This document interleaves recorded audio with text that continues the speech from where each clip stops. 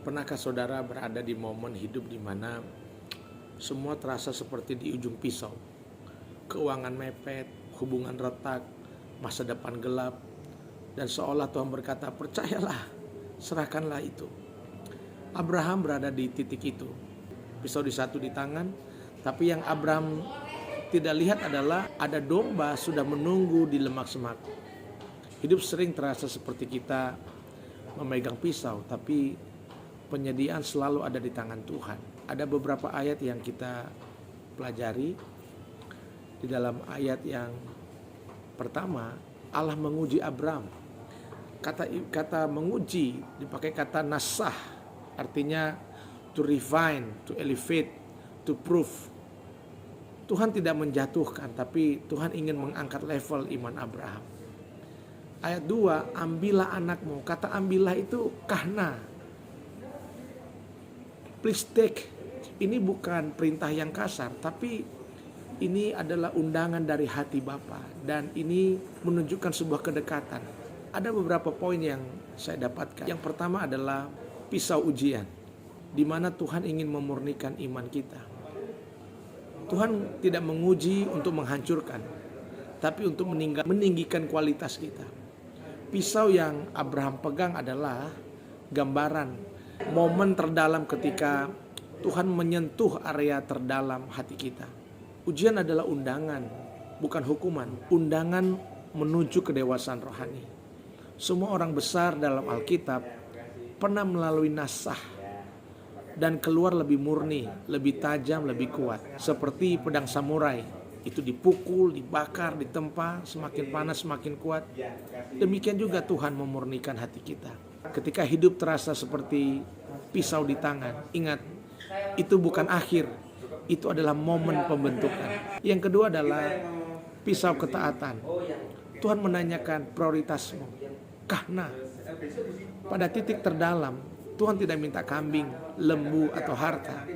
Tuhan meminta Ishak yang Abraham cintai, yang menjadi harapannya, yang menjadi masa depannya. Kenapa?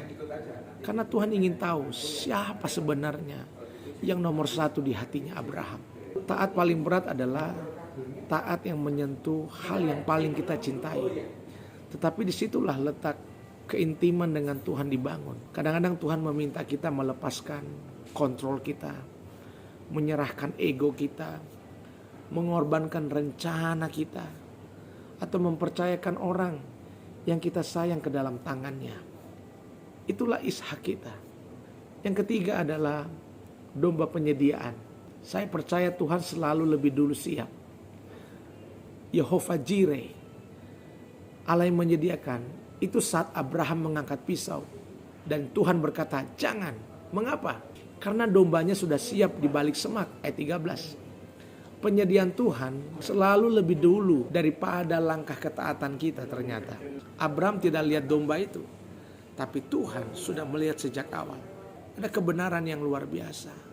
Ketika kita mentaati Tuhan sampai titik pisau terangkat, kita akan melihat sisi Tuhan yang kita belum pernah lihat sebelumnya, yaitu Jehovah Jireh. Saya buat akronim Ishak untuk mengenali apa yang diserahkan. I, itu adalah apa impian yang engkau genggam terlalu erat sehingga engkau sulit untuk melepaskannya. S, sesuatu yang kau kasihi. Ahav, apa yang hatimu cintai melebihi Tuhan. H, harapanmu.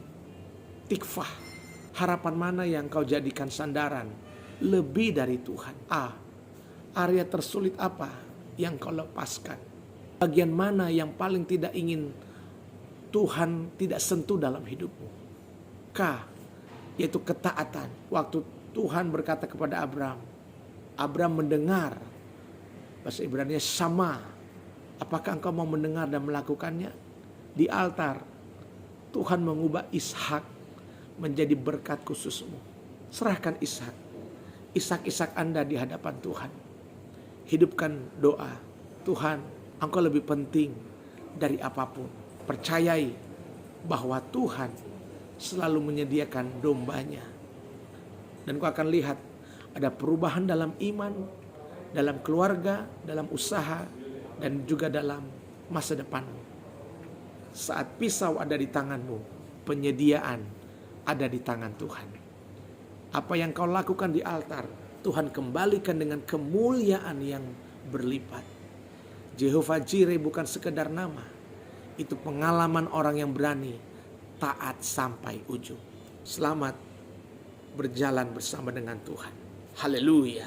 Tuhan Yesus memberkati.